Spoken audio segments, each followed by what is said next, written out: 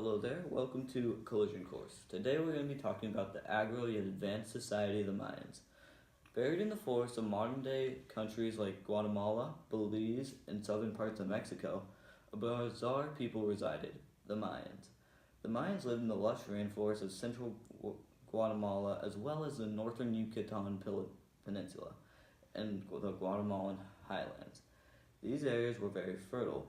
This caused the Mayans to spend the majority of their time on agriculture. Agriculture and crops were an important trading item for the Mayans, but we'll get into that later. Similar to other Mesoamerican cultures, Mayan civilization was reliant on social structure. The main Mayan classes are kings, nobles, merchants, peasants, and slaves. The daily life of Mayans varied greatly depending on where they fell within this social structure. The majority of the Mayan population were peasants, or commoners, and the majority of these people were farmers. Other jobs for Mayan commoners included being a servant, quarry miner, or a porter. The life of the average Mayan commoner revolved around agriculture. Most Mayans were farmers during the farming season, but after harvest they would turn to work on buildings and architecture. They lived in simple one-room houses made of mud with thatched roofs, and lived with their extended families. They would eat simply. They had a meal similar to porridge called saka. This was cornmeal mixed with water. The main food staple of this civilization was maize. The men would eat tortillas or dumplings with vegetables and sometimes meat. Men would wear loincloths and a cape if it was cold. Women wore blouses or long skirts. Women worked in houses where they would weave clothing and make food. Men would work out in the fields. The Mayan middle classes were primarily artisans, traders, and warriors. Mayan merchants lived decent lives, although they are not nearly as wealthy as the Mayan nobles, but they are better off than most commoners. This is due to the importance of trade in the Mayan Empire. Nobles were a small class with more wealth and power than any other class. The majority of Mayan nobles were priests, but others were government officials, court officers, town rulers, scribes, tribute collectors, military leaders, and administrators. Nobles were known as almahinab. Nobles ate similarly to the other classes with the exception of eating more meat. Nobles would regularly offer their blood to the gods in return for their privileged lifestyle. Bloodletting was an honor. They'd bleed onto strips of paper which they'd burn. They may have done this under the effects of a hallucinogenic plant. They would drink a cup of frothy chocolate in the morning, eat breakfast, and proceed to their jobs. Throughout Mayan history, kings lived luxuriously. There is one king per city-state. They were the most prominent because they believed that the kings were chosen by gods. The Mayan religion was extremely complex. With between 166 and 250 named gods, the Mayans had a complex and changeable pantheon. They had gods to oversee every human action and aspect of life. Every month there is a religious ceremony to celebrate and praise their gods. During these holidays, Mayans often enjoyed a Mayan ball game or singing and dancing. The Mayan ball game consisted of players standing on the opposite sides of a long court and passing the ball back and forth using only their knees and hips. A player lost if he failed to return the ball properly.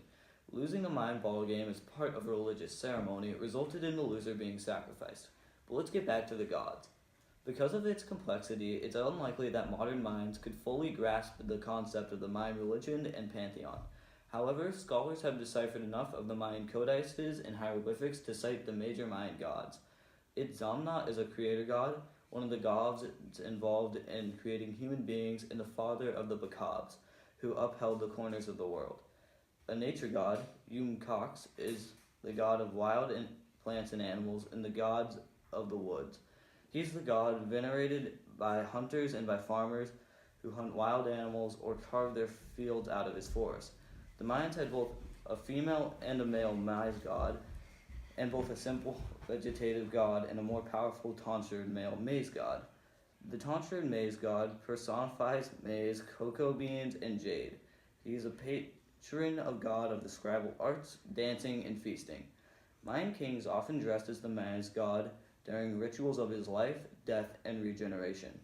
Ixchel is the goddess of medicine and midwifery, also known as the goddess of making children. She is represented as an aged woman. Kukulkan is the feathered serpent god of the Mayans. Kukulkan was worshipped by other Mesoamerican cultures, such as the Aztecs, where the god was known as Quetzalcoatl. A Mayan cult grew up around Kukulkan, the priest of which helped peaceful trade and communications among the Mayans. Human sacrifices were offered to Kukulkan.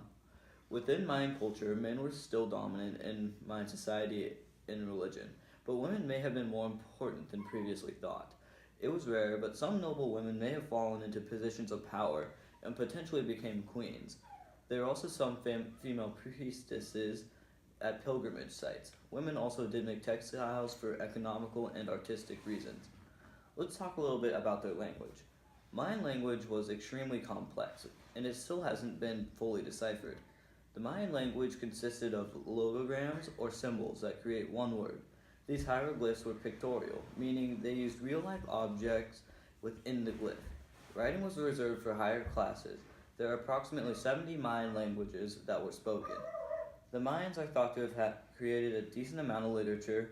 However, when the Europeans invaded in the 16th century, hundreds of Mayan hieroglyphs were burned. There are only 4 known surviving books from the hieroglyphic writings, including the Madrid, Paris, and Dresden codices, with the fourth discovered in a cave in 1966, and it is unnamed. Mayans later created new works using the missionaries' languages. Now for their government. The Mayan government was led by a series of kings across the city-states. The kings ruled by divine right. Kings in the Mayan society were known as halak unik and were believed to have descended from deities. The king had a council of relatives who were considered nobles. The kingship was passed down through a hereditary line. As previously mentioned, a woman may fall into power. This may happen if the king died and had a son who was too young to rule. The Mayans gradually developed a hierarchical government.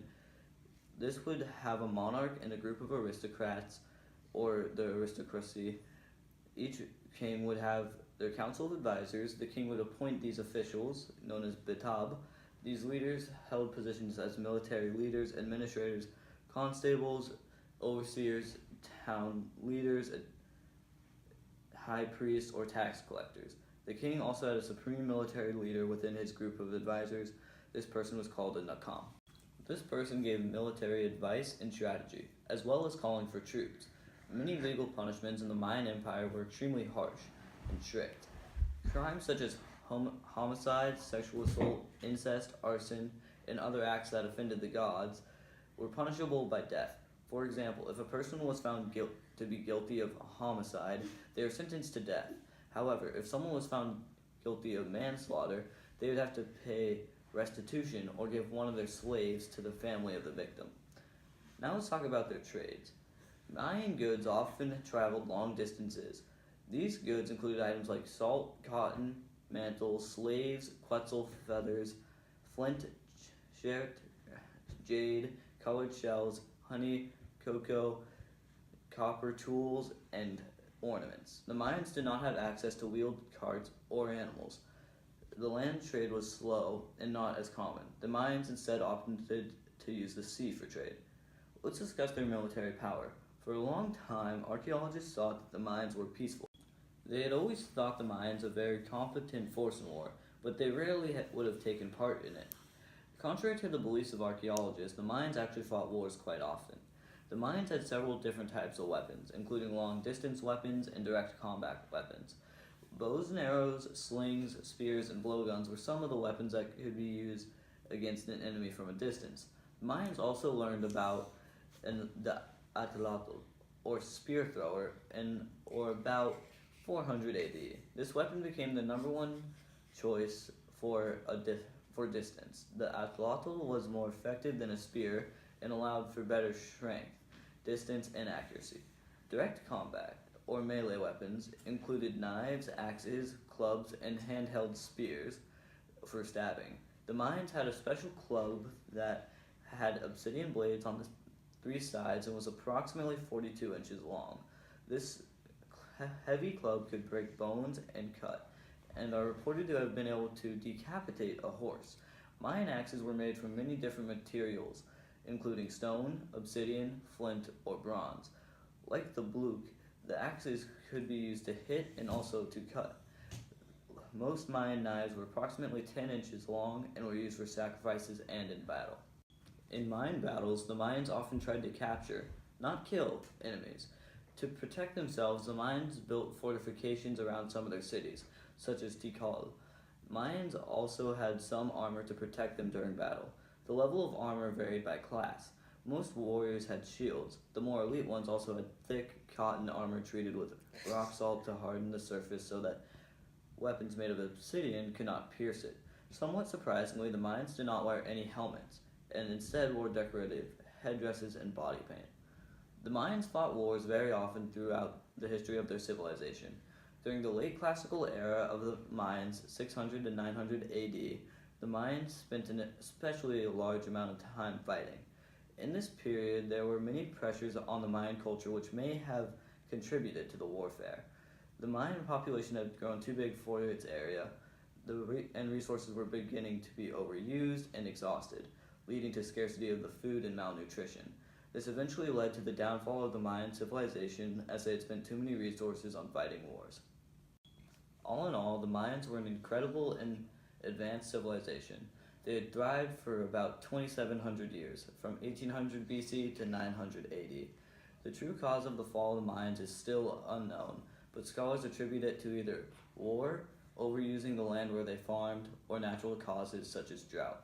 But in the end, the Mayans were a remarkably developed culture for their time. Thanks for watching Collision Course, a knockoff Crash Course.